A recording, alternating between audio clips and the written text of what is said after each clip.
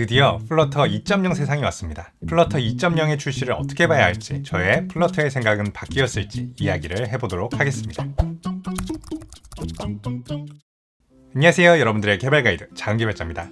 오랜만에 플러터에 대한 이야기를 다시 들고 왔습니다. 지난번에 플러터를 쓸까 말까 고민하는 영상을 올렸었고, 그 이후에도 많은 분들이 플러터에 대한 의견을 주고 플러터의 안부를 묻곤 하였습니다. 그 영상에서 이미 결론을 다 내렸다고 생각했었는데, 그래도 사람들이 계속 관심을 갖고 물어보는 것은 그만큼 플러터라는 프레임워크가 매력적이라고 여기시는 것 같습니다. 지난번 영상에서는 플러터를 대부분의 사람들에게 추천하지 않는다는 쪽으로 결론을 내었었는데요. 저는 그 이후에 계속 플러터를 하고 있었습니다. 저는 그 대부분의 사람에 속하지 않았었거든요. 다양한 앱을 직접 기획하고 소규모로 개발하고 있는데 저한테는 잘 어울리는 프레임워크였고요. 만족을 하고 있습니다. 플러터를 배우기 전에 플러터에 대해 충분히 조사를 하고 시작을 해서 실망을 하거나 깜짝 놀랄 일은 없었습니다. 직접 사용해 보기도 하였으니까 더 많은 이야기를 해드릴 수 있을 것 같네요. 우선 최근에 발표된 플러터 2.0에 대한 이야기를 해보자면요. 이번 발표에서 가장 놀라웠던 것은 플러터가 2.0이 되었다는 점이었습니다. 예측을 전혀 할 수 없었어요. 무려 3년 만에 메이저 업데이트로 2버전으로 메이저 버전 코드가 올라갔습니다. 정말 긴 시간 만에 메이저 버전 업데이트만큼의 변화는 사실 찾기 어려웠습니다. 발표된 내용들은 모두 예측할 수 있었던 것들이었거든요. 웹과 데스크탑용 프로그램, 더 많은 플랫폼 지원 같은 공개적으로도 개발이 진행되고 있었던 것들이었습니다. 그것도 당장 기존의 것을 대체할 수 있을 정도의 완벽 지원은 아닙니다. 플러터 2.0의 의미는 구글 개발자들이 플러터를 포기하지 않고 앞으로도 더 많이 성장할 것이다. 우리는 이런 방향으로 가기로 했다.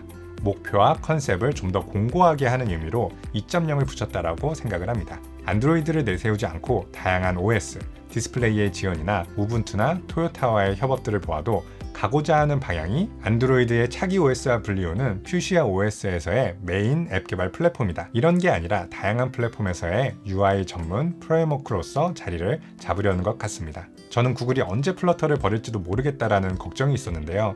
이번에 2.0을 내놓으면서 최소한 3년 정도는 확실히 밀어줄 것이라고 생각을 합니다. 하지만 방심하지 마세요.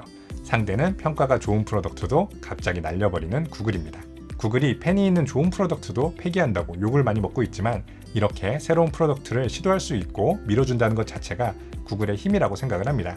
좋은 프로덕트를 폐기하는 이유는 구글에서 좋은 프로덕트보다 더 좋은 프로덕트를 찾아서 할 수 있기 때문이죠. 플러터를 쓰고 있는 입장에서 느낄 수 있는 큰 변화는 많은 코드들과 버그들을 고쳤다고 하는 점과 다트 언어에서 널 세이프티를 적용한 점으로 보입니다. 기존에 작성된 코드에도 변화가 있을 것이고 개발에 많은 도움이 될 것 같아요. 저는 아직 기존에 있었던 프로젝트들을 2.0으로 업그레이드하지 않았습니다. 기존의 버전도 불만 없이 잘 사용하고 있었고 2.0 업그레이드 시 많은 문제가 있다고 보고되고 있거든요. 관련 라이브러리들도 잘 작동하려면 시간이 필요할 것 같습니다. 한 2.1 버전 정도가 나와야 갈아탈 예정입니다.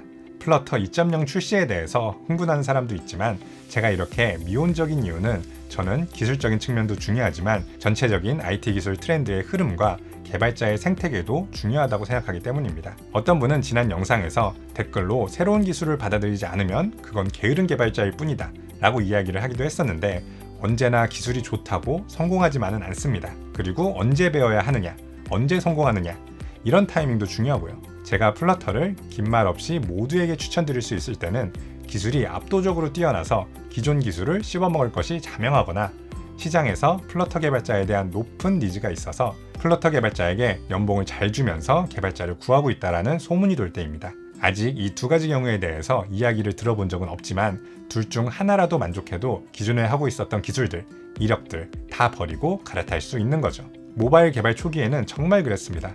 평생에 한 번 있을 만한 모바일, 스마트폰이라고 하는 시대적 변화에서 안드로이드와 iOS가 성장하는 것을 봐서 신기술에 대한 저의 기대치가 높은 것 같기도 합니다. 한 번 더 정리를 해보면은 모험을 좋아하는 개발자, 플러터가 앞으로 3년 이내에 높은 점유율을 만들 수 있다고 믿어서 그 자리를 선점하고자 하는 분들께는 추천드립니다. 기존의 네이티브 앱이나 리액트 네이티브를 하고 계신 분이라면 메리트는 크지 않습니다. 앱 개발을 한 번도 안 해보신 분들에게는 추천드립니다. 훨씬 쉽게 앱을 만들 수 있거든요. 더 좋은 대우까지는 아니더라도 플러터 개발자를 찾고 있는 회사들도 꽤 되기 때문에 플러터로 취업을 시도하는 것도 나쁘지는 않습니다. 혹시 플러터를 회사의 메인 기술로 쓰고자 한다면 개발자들을 교육시키거나 스터디를 하도록 해서 장기적으로 플러터 개발을 양성하고자 하는 게 회사에 도움이 될지 고려해보세요. 그리고 복잡하지 않은 앱들을 여러 번 빠르게 만들어 보면서 시장의 반응을 파악하고자 하는 스타트업에게도 어울리지만 플러터 개발자 자체를 구하기가 어려워서 이제 막 시작하는 스타트업에게는 추천드리기가 어렵습니다. 그리고 지난번 영상의 댓글 중에 꼭 소개시켜드리고 싶은 댓글이 있었는데요. 어떤 분이 플러터를 사용해서 회사에서 개발을 하고 있는데 프론트만 플러터로 만들고 앱에서 동작하는 로직들은 네이티브로 만든다고 하더라고요. 저는 플러터를 쓸 거면 네이티브 코드는 절대 안 쓴다. 네이티브 코드를 쓸 거면은 왜 플러터를 쓰나 하는 생각을 가지고 있었는데 이분의 방법도 좋아 보였습니다. 플러터가 워낙 UI를 만드는데 최적화되어 있기 때문에 마치 웹에서 퍼블리싱을 하듯이 플러터 개발자는 UI만 만들고 데이터는 네이티브 코드로 처리하고 채널을 통해서 가지고 오는 것이죠. 이런 하이브리드 형태는 보통 단점이 많은데 저는 여기서 단점을 찾아보기가 어려웠습니다. 네이티브에 의존하는 코드도 쓸 수 있고 더 안정적이기도 합니다. 기존에 만들어진 코드가 있다면 재활용도 할 수 있고요. 앱을 만들 때 큰 어려움 중 하나는 디자이너가 화면을 그려줬어도 똑같이 화면으로 구현하기가 쉽지 않다라는 것입니다. 개발자의 섬세한 UI 개발이 필요하고 디자이너와 함께 검수 작업도 해야 됩니다. 그걸 안드로이드, iOS 두 가지 플랫폼에서 해야 되고 조금씩 안 되는 것이나 다른 것들을 고쳐나가야 하고 고치기 어렵다면 기획자와 디자이너, 개발자가 같이 해결 방법을 모색해야 합니다. 디자인이나 기획 변경이 자주 일어난다면 일거리가 정말 많아지는데요. 이런 문제를 플러터를 사용하다 보면 쉽게 해결이 가능합니다. 인력 운영 측면에서도 좋은 게 모든 개발자에게 플러터를 배우라고 할 필요가 없고 기존에 있었던 안드로이드와 iOS 개발자는 그대로 개발을 하고 UI 부분만 플러터 개발자를 쓰면 되니 기존 인력 교육이나 플러터 개발자 채용에도 어려움이 없습니다. 이런 방법은 이미 개발팀이 있는 곳에서 개발 프로세스를 개선하고 싶거나 나중에 플러터로 이전을 하고 싶은데 아직 확신이 없다면 중간 단계로 적합한 방법으로 보입니다. 플러터는 분명 매력적인 프레임워크고 성장을 하고 있습니다. 시장에서도 분명히 니즈가 있고 다양한 방법으로 시도해보고 있는 과정에 있고요. 나의 메인 기술로 선택할지는 좀 더 고민을 해봐야겠으나 사용도 쉬운 편이라서 플러터로 토이 프로젝트를 해보는 것은 좋은 생각 같습니다. 이야기가 길어지다 보니까 저의 실제 플러터를 사용한 경험에 대해서는 많이 이야기를 못 드렸는데요. 그것은 다음번에 실제 플러터 사용 후기 영상을 만들어서 보여드리도록 하겠습니다. 감사합니다. 작은 개발자였습니다.